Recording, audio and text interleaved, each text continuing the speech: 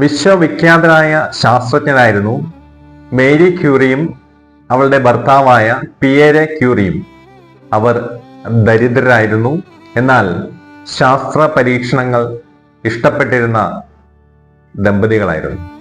തങ്ങൾക്കുള്ളതെല്ലാം വിറ്റ് ഒരു രാസപരീക്ഷണശാലയിൽ പരീക്ഷണം നടത്താനുള്ള അസംസ്കൃത വസ്തുക്കൾ വിദേശത്ത് നിന്ന് വളരെ ഏറെ വില കൊടുത്ത് തങ്ങളുടെ സ്വത്തുക്കൾ പോലും വിറ്റ് അവര് സ്വന്തമാക്കി കൊണ്ടുവരുന്നു.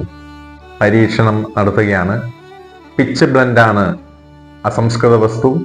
ഈ അസംസ്കൃത വസ്തുവിനെ ശുദ്ധീകരിക്കാനുള്ള പരീക്ഷണങ്ങളാണ് നടക്കുക. ടൺ കണക്കിന് അസംസ്കൃത വസ്തു ഉണ്ടായിരുന്നു.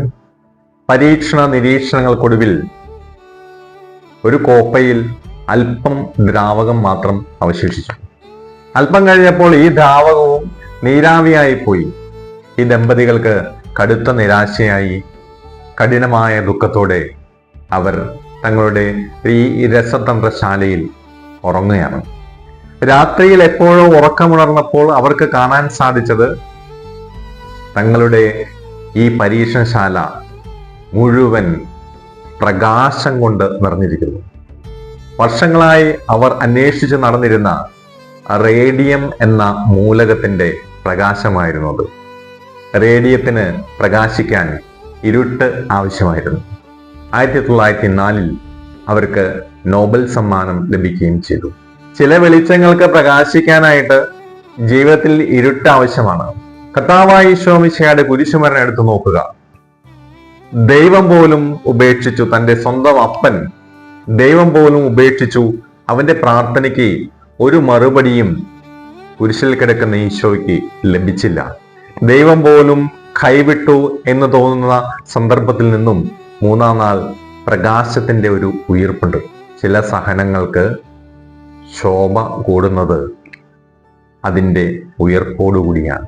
നമ്മുടെ ജീവിതത്തിലും ഇതേപോലെ സഹനങ്ങളിലൂടെ കടന്നു പോകുമ്പോൾ, പ്രത്യാശയില്ലാത്ത നിമിഷങ്ങളിലൂടെ കടന്നു പോകുമ്പോൾ നമുക്ക് ചിന്തിക്കാനായിട്ട് സാധിക്കണം, പ്രത്യാശയുടെ പ്രകാശത്തിന്റെ പടിവാതിൽക്കലാണ് നമ്മൾ എത്തി നിൽക്കുന്നത് എന്ന്. ആ വിലായിലെ അമ്മ ത്രേസ്യ പറയുന്ന കാര്യമുണ്ട്. ആത്മാവിന്റെ ഇരുണ്ട രാത്രികളെ കുറിച്ചാണ്. ആത്മീയ ഉത്കർഷത്തിന്റെ ദൈവാത്മാവുമായിട്ടുള്ള കൂടിച്ചേരലിന്റെ വലിയ നിമിഷങ്ങളിലൂടെ കടന്നുപോയി പിറ്റേനാൾ മുതൽ ദൈവവുമായിട്ട് ബന്ധമില്ലാത്ത ഒരു അവസ്ഥയിലേക്ക് കടന്നുപോയിട്ടുണ്ട്. ഇതേ കാര്യം തന്നെ കുരിശിന്റെ വിശുദ്ധ യോഹന്നാനും സൂചിപ്പിക്കുന്നുണ്ട്. ആത്മാവിന്റെ ഇരുണ്ട രാത്രികളാണ്. വിശുദ്ധയായ മദർ തെരേസ പോലും പറയുന്നു, പലപ്പോഴും ദൈവം ഇല്ല എന്ന് തോന്നിയ നിമിഷങ്ങൾ ഉണ്ടായിട്ടുണ്ട്. വിശ്വാസത്തില് കുറവ് സംഭവിച്ചിട്ടുണ്ട്.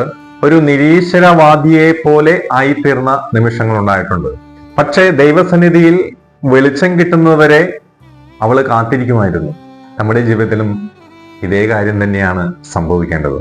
പരാജയ ഭീതിയുടെ, തോൽവിയുടെ, ആരും സഹായിക്കാനില്ല എന്ന നിരാശയുടെ ഇരുൾ നിറഞ്ഞ ദിവസങ്ങളിൽ പ്രത്യാശയോടെ കാത്തിരിക്കണം. ഉയർപ്പിന്റെ 3-ാം ദിവസം നമ്മുടെ ജീവിതത്തിലും സംജാതമാകും. സങ്കീർത്തകൻ 34:5 വചനം ഇങ്ങനെ പറയുന്നു, അവിടുത്തെ നോക്കിയവർ പ്രകാശിതരായി, അവർ ഒരിക്കലും ലജ്ജിതരാകുകയില്ല. പ്രകാശത്തിലേക്ക്, ദൈവത്തിലേക്ക് നമുക്ക് സഞ്ചരിക്കാം.